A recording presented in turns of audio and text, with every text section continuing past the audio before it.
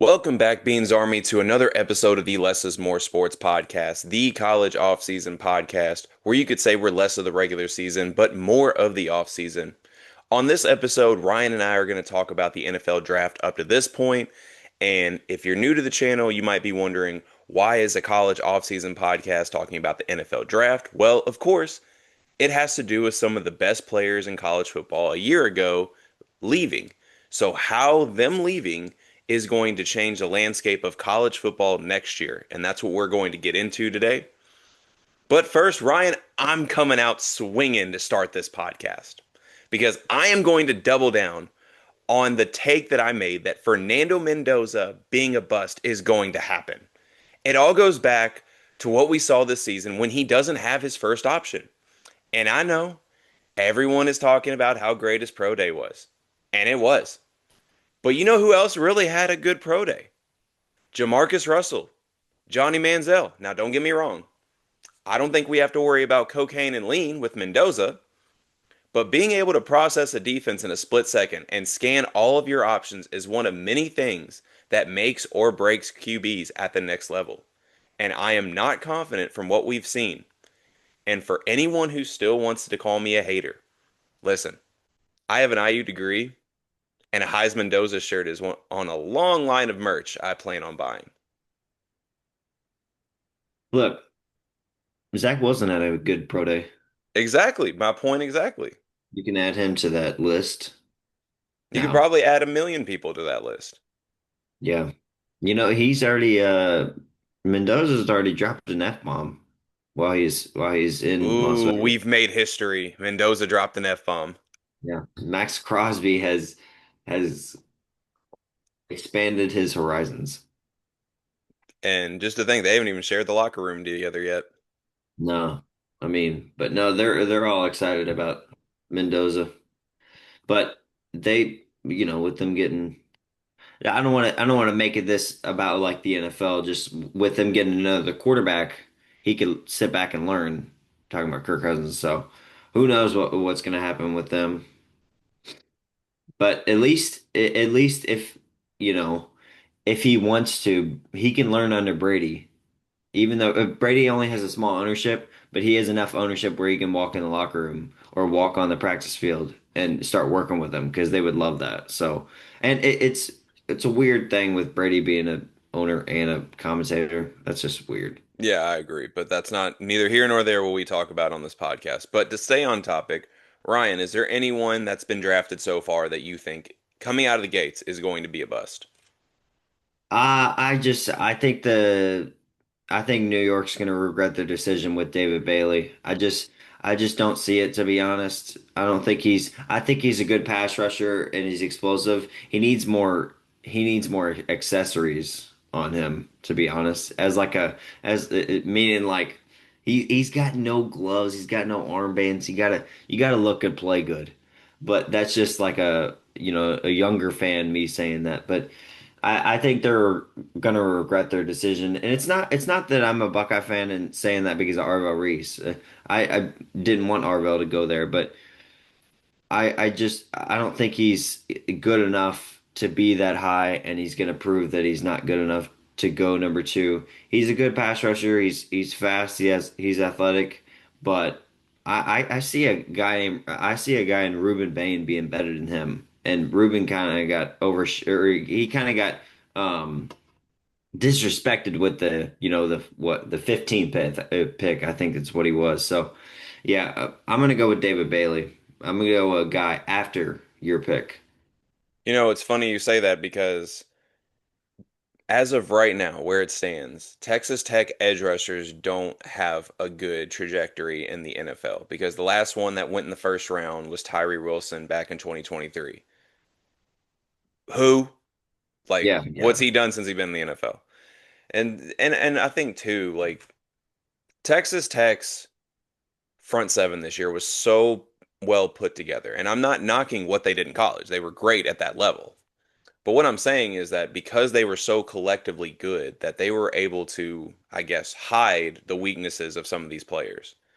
So don't get me wrong, I think there's a couple players on that front seven I think will be good players. One that was drafted by Miami and Jacob Rodriguez being one of them. But Yeah. no, I agree. David Bailey is not going to be one of them. But as we talk about bust, let's transition to who we think is going to be the best player in this draft based on what we saw in college. Ryan, I'll let you go again. Well, and just to add another point, Texas Tech has had a lot of players drafted in the top 3 rounds. Like props to them. They're really doing well for themselves. But best player in the draft, I mean, I'm going to talk about Ohio State just because we've had so many picks. I think it's Caleb Downs. I think he's an absolute stud and will be an absolute stud. And I feel like the Cowboys kind of got a little bit of a steal for like I I thought he was gonna go, maybe the Giants, but uh Cowboys get him. He's an elite safety. People try to talk about his size, but like I mean, Troy Polamalu is that size. Not everyone is 6'4" like Kyle Hamilton. Not every safety is like that, but he has elite preparation. His he has an elite understanding of football in general, and he's always been like that. He was an underclassman, and he could have went to the NFL after his freshman year at Bama. Um, and he has an elite mind, and he's a captain on the field, makes everyone better. I can't say enough good things about Caleb. It was so fun watching him at Ohio State, and I think he's going to be an absolute stud and the best player in the draft. I want to talk about how, speaking of Caleb Downs, I'm loving on Twitter right now. Are you seeing Ohio State fans and Texas fans going back and forth about Caleb Downs? I know a lot of Texas pages are posting highlights of Quinn Ewers taking advantage of him his Oh freshman year yeah, at Bama, and they're freshman like, year, second game yeah, over or right. whatever. And they're like, yeah, my favorite play from Caleb Downs. And then of course Ohio State pages are jumping in, or like, are you sure it's not this one where Caleb Downs picks off Quinn Ewers in the Yeah, semifinal game? I love the back and forth. That's what makes it great. But when it that's comes to fun. who I think is going to be the best player in this draft, I actually have three players I think it could potentially be. Number one, I am going to agree with you. Start with Caleb Downs, consistently one of the top PFF coverage grades out of all the DBs, and can do everything you need a safety to do. He will be a star in Dallas, which is why he'll rock a star on his helmet. Number two is Jeremiah Love, and it's the burst for me. He can run between the Mm. tackles, he can bounce outside, he's a threat in the receiving game, and he's a threat to take at the house every time he touches the ball. And of course, number three, another player that you've talked about already, Ruben Bain. I've been saying it since the college football playoff. No one had an answer for him during that college football playoff run. I don't care about the short arms. I mean, I do care about the careless driving situation. He should not do that again, and my heart goes out to the victims. But on the field, he is a force and will be a quarterback nightmare for teams in the NFC South. Yeah, I agree with all of those. I mean, I'm very, very high on Jeremiah Love. Wish he didn't go to the place he did, um, but I'm very high on him. He just has a rare combination of speed and power. A lot of people compare him to Jahmyr Gibbs. I think he's probably stronger than Jahmyr Gibbs, but the speed is probably not that far. I mean, he is very fast. Um, and then Ruben Bain, I don't care about the arm length. I think he'll be fine with the arm length, even though he does have some T-Rex arms. But he was just absolutely dominant in the playoff, and he'll show that in the NFL. He was probably felt disrespected being that late of a pick. So I agree with all those. What do you make of him not posing in the mirror when he put his hat on? Oh, I saw a video where he completely flies by it. I don't know. Some people care about just making sure they look good for draft. He did not care. He's just like, I'll just put on this hat, hug the commissioner, sign my card, and get off the stage. But I don't know. Yeah, He was probably feeling something different way. That was hilarious. I took it as he's ready to get to work. Yeah, that was hilarious. And he's not going far. He's only going to Tampa. Yeah. Well, I mean, we're not going to get into a geography lesson, but anyways, Matt as Matt we can. talk about the best players in this class, we're going to transition to more of the team aspect of college football. Which school do you feel benefited the most from how this NFL draft has gone up to this point? I know you mentioned Texas Tech earlier and all the players that they've had drafted. Is that who you're rolling with, or are you going with somebody else? I'm gonna add. I'll pick them, but I'm also my main school is gonna be I'm probably just going to go Indiana. I mean, they've had a couple players drafted in the first 3 rounds. They had two first round picks. They had their spring game during or during the NFL draft with a bunch of recruits just to see Mendoza go number one. A huge recruiting weekend. It's pretty smart by Kurt Cignetti. So I'm gonna go with Indiana. You get your, was that their first number one overall pick ever? Do we know? Yeah, Yep. and it's Fernando Mendoza. It was a no doubt number one. I mean, no one thought that he was going anywhere else. So they really got helped out with, drafting or getting that number one or their number one their player going number one, and then also having the recruits to watch it there to show that what they can do for years to come. So I'm gonna go with Indiana, and then also Texas Tech with the amount of players getting drafted. Like they just really put it all together this year, and they're hoping to do the same thing next year with Brendan Sorsby. So I'm actually surprised that we have a different answer here because my answer is who I think the fans would expect you to say. And I went with Ohio State because when you have three Oh, I players just yeah. selected in the top 10, damn near four with Caleb Downs going 11 to the Cowboys, not to mention arguably the biggest draft prospects on the roster are not even draft eligible. It does only more for recruiting. And they already get good classes, obviously. But drafts like these are the difference between getting good classes on paper versus great classes on the field. And when you dominate the draft like this, you tell the world, hey, if you want to maximize your potential, go to Ohio State. Yeah, I was just trying not to be, say Ohio State the You whole can be time. biased. But It's I know, okay. We I don't know. work for a major network. We are an independent podcast. You can be biased all you want. If you want to sit here and say F Michigan all day, you can do that. I think some of the Less is More Sports Facebook fans might have something to say about it, but hey, Yeah, it's great for interactions. that one video they did not like about hunted or hunter.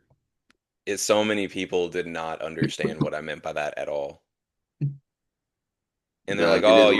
they're like, "Oh, you're just talking shit. You're a Michigan hater." It's like you can go down the line. I have Michigan. I have videos where I'd say very good things about Michigan. Yeah, yeah. I don't think you hate Michigan as much as like I do. I definitely don't. Well, you're an Ohio State fan. You should hate them more. Yeah, If yeah, I exactly. hate them more than you, there's a problem. In Yeah, the same way I'm that if just you not enough hate sports fan. Then I'm just not a true fan. Then. right facts, and in the same way that if you hate North Carolina more than me, then there's a problem. Yeah. Um, or Oklahoma or any of Texas rivals. Yeah. Exactly. Yeah. You get the point. Exactly. Yeah. But as we talk about the schools that benefited the most from this draft, we're going to transition to the schools that are maybe, I guess, hurt the most about this draft. And which school do you feel had the hardest player to replace from what we've seen in the draft so far?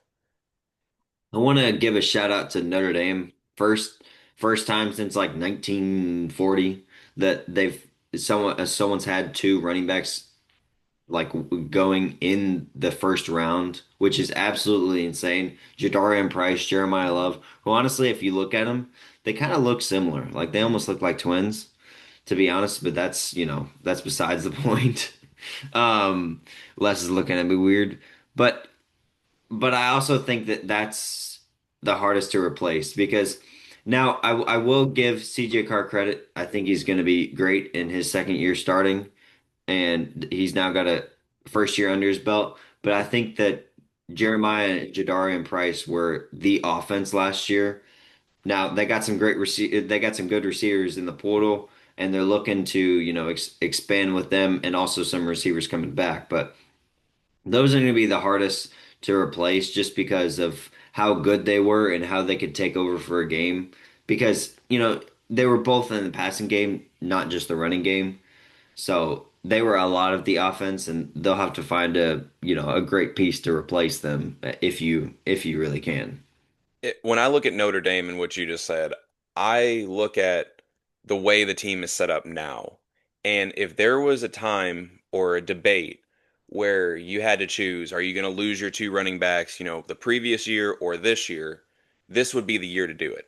because last year having the first year starting quarterback in CJ Carr, you needed a good running game that he could, build momentum off of. But now, like you mentioned, another year starting under CJ Carr's belt, now he's more primed to succeed, not having that running game to rely on. So if I'm Notre Dame, it at least happened in a very good time it could happen if you're going to lose two running backs.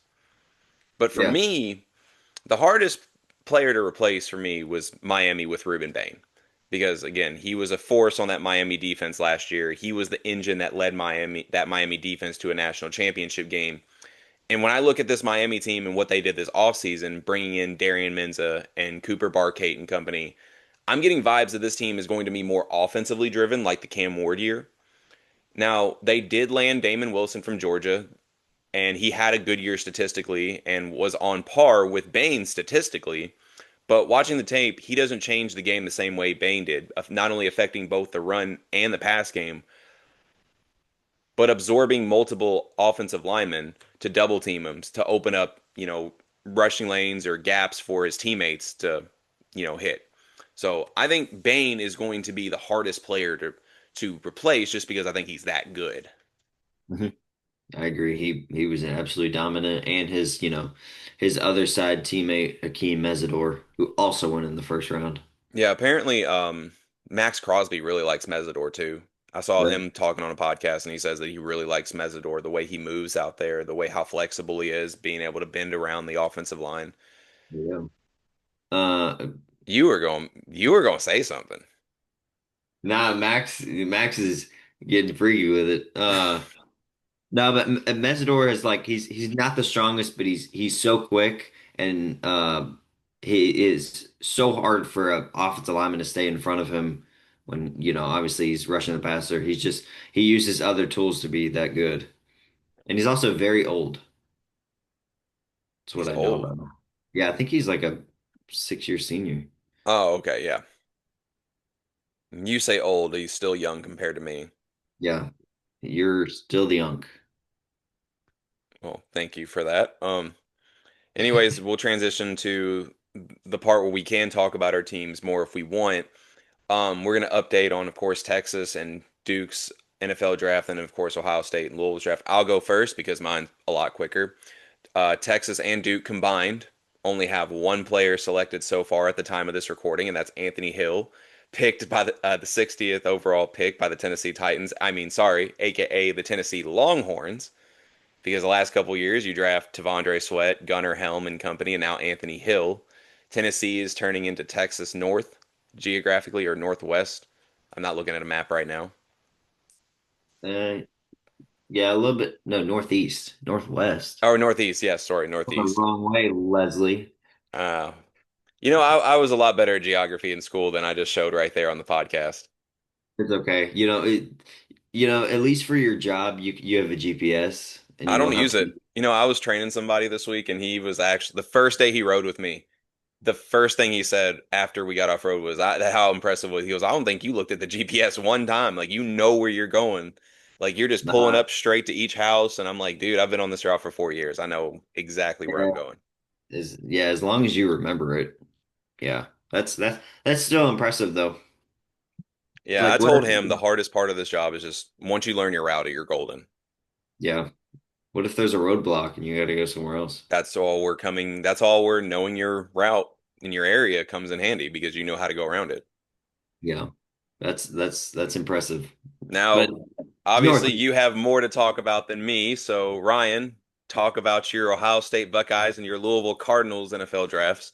well, it's more dominant for Ohio State. But I want to. Can I tell you a fun fact? Did you know that um, Texas had the same amount of players drafted as Ohio State had backup tight ends?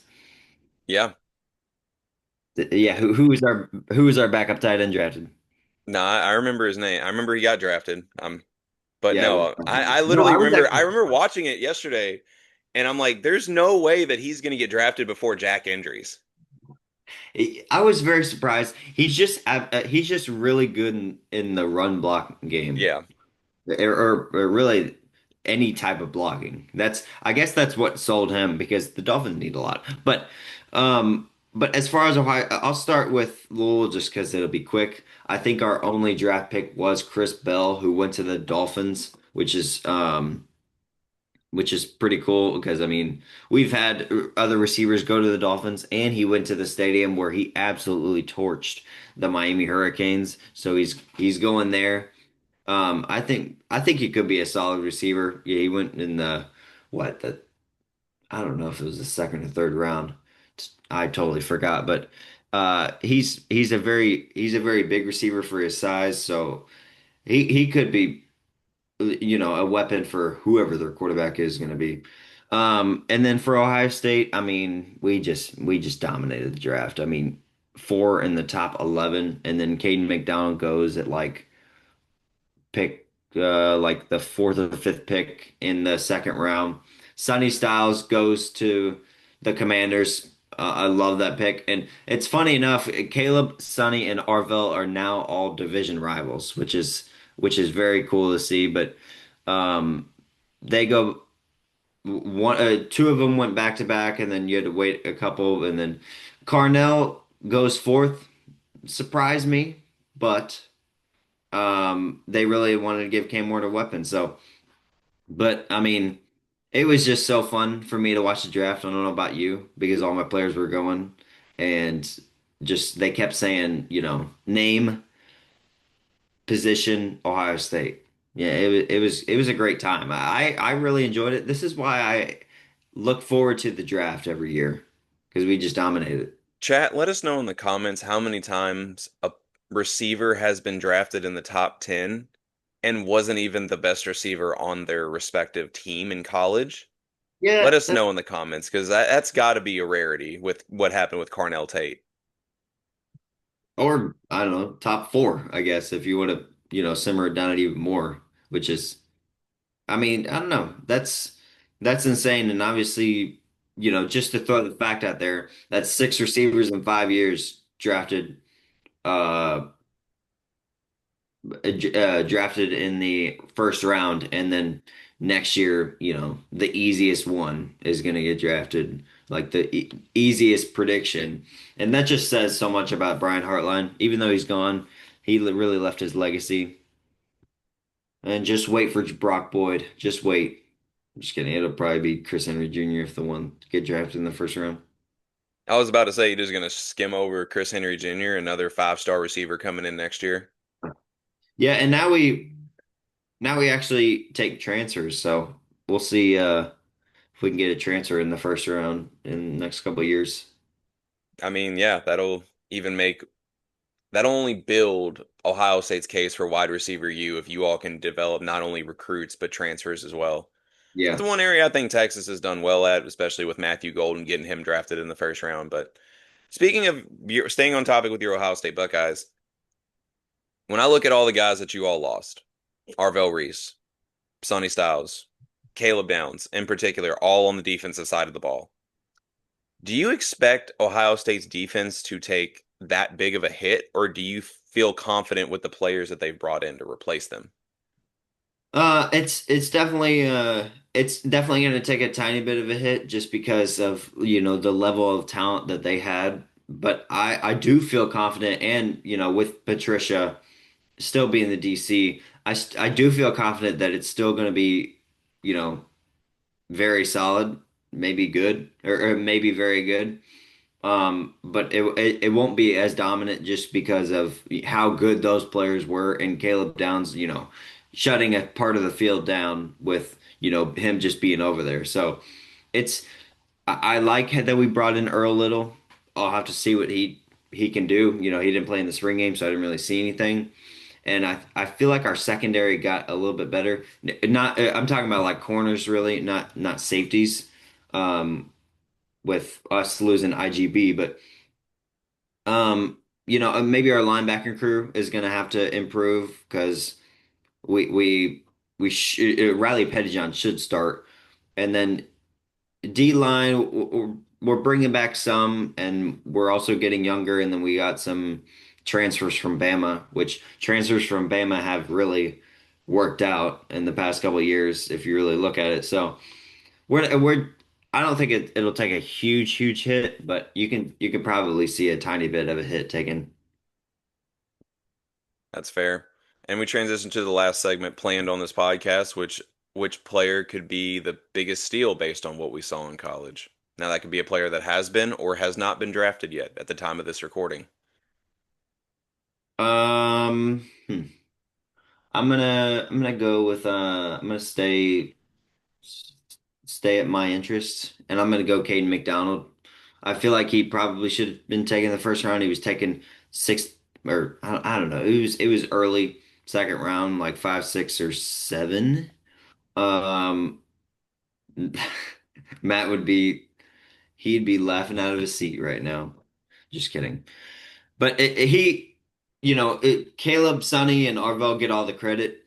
But Caden McDonald was really the one that, kept the whole defense together. He had a he had a unique, like lineup as a defensive tackle. He would line up right over the center, where a lot of times they're lining. He was a nose tackle, yeah. Yeah, well, because they called it a certain term that I totally forgot that I don't think I've ever heard it before. But like he is right over where a lot of times they're in like, the different gaps. So he was just super athletic. He was super quick. He would clock holes in the run games. He would be one of the biggest pieces when stopping the run.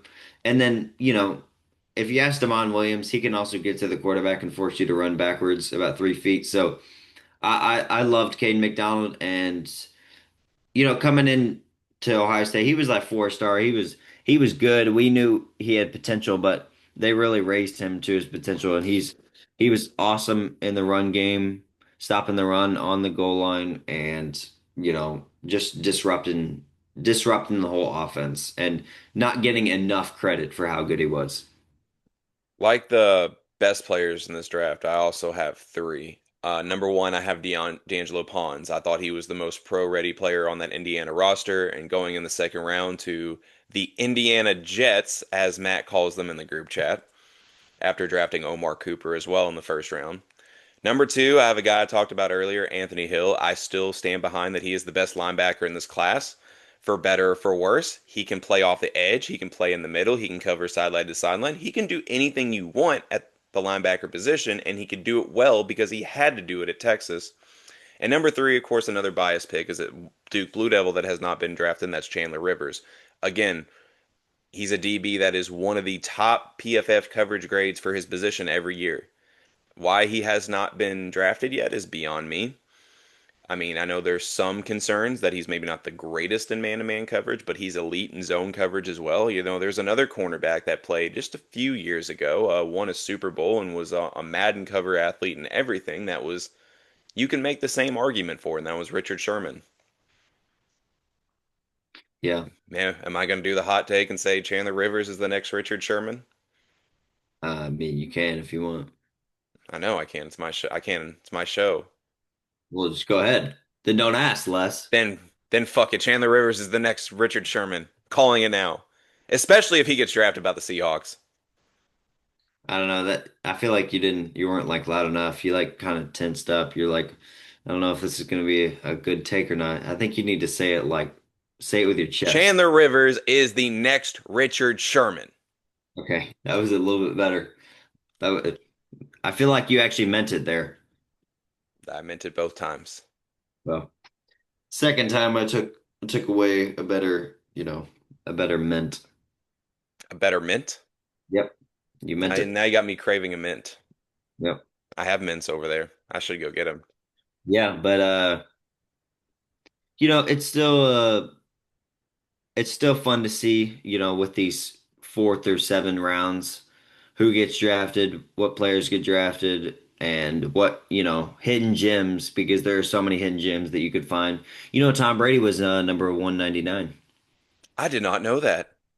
Yep, you should have. Um, It was a but joke. It was definitely a joke. I I think know, I everybody know, who follows the NFL I know you're draft not a knows what pick. casual. They might not even know like their favorite player's pick, but they know Tom Brady's because I mean it's infamous every year that pick 199 they call it the Brady pick. Yeah, exactly. So, there's still some hidden gems. You could find a Brock Purdy at Mr. Irrelevant. There's a lot of good players. And if we were an NFL podcast, I would talk about my Browns. I'll just say I like their picks so far, but and then you got Les's Colts. Well, Les and Matt's Colts, who they love dearly, and they love Chris Ballard. So much. But I have a question about the draft. If you were to go and you had to stand in the back, would you go? In the back? Yeah, like the big crowd. You're standing in the back. You're so far away from the stage. Is it No. worth it?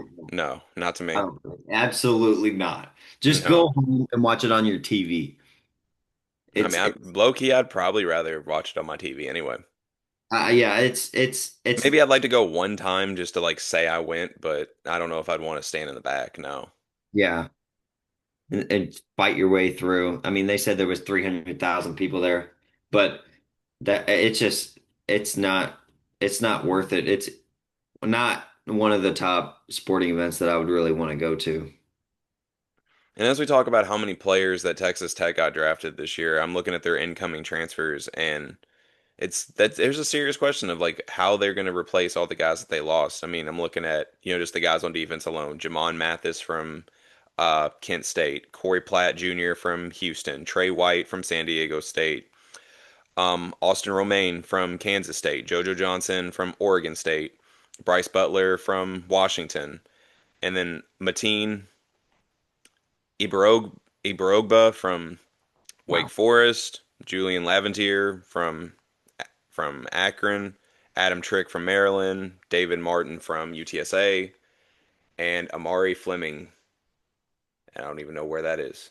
Yeah, and trying to replace David Bailey and Romello Height, it's going to be a tough task, and Lee Hunter too. I mean, that's like the whole defensive line. That's a tough ask. Yeah, I thought Lee Hunter was actually the best defensive lineman on that team this year. But I feel like it's kind of the same thing with what we saw from Texas a few years ago when Byron Murphy went in the first round and Devondre Sweat went, in round two or three, I can't remember. Despite the fact that Devondre Sweat was the better lineman in college, it's just a lot of system fit and scheme fit and style fit for how the NFL game is played versus the college game. And do you favor the more interior or exterior pass rushing versus the run stopping? Which Lee Hunter was phenomenal in run stop as a run stopping defensive tackle. But that's another thing that I was reading is that a lot of run stopping defensive tackles had a big day on day two of the NFL draft. So maybe the NFL teams are coming back around. Yeah, and And you obviously, didn't even talk about Jacob Rodriguez. That's yeah, another I guy they meant got to to replace. talk about J-Rod. J-Rod. I mean, I Already mean, yeah, creating it his is own- J Rod. I mean, he may not be Julio Rodriguez as far as J Rod known, but No. he is a J Rod nonetheless. But you were talking about the Texas or the Tennessee Longhorns, but Devondre Sweat isn't even on No, no, he the got traded. Texans. They freed him. That he's now with the Jets. Yeah. So take away that name. No, they still have Gunnar Helm and they still drafted Anthony Hill. They still draft a They lot of got Texas Carnell players Tate now. They got Carnell Tate and no O line. So yeah, and Cam Ward. yeah. They got Miami's Cam Ward. Yeah, I still think the Titans are going to suck, but I really want Cam Ward to be good because I have a Cam Ward rookie card that could increase in value.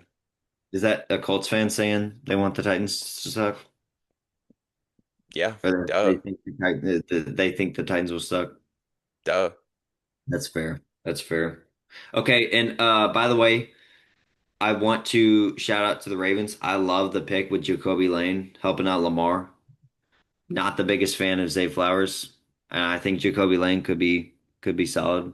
So I like that pick. What are they drafted like 10 wide receivers since Lamar's been there? I mean, they're trying to help him. Yeah, and it's not working because they're not choosing the right receivers. Sure. I would die for Lamar. I bet you would. That's a typical Louisville fan. I'll die for Lamar Jackson. Look, we don't have a lot. We just have, we got Lamar and we had Teddy.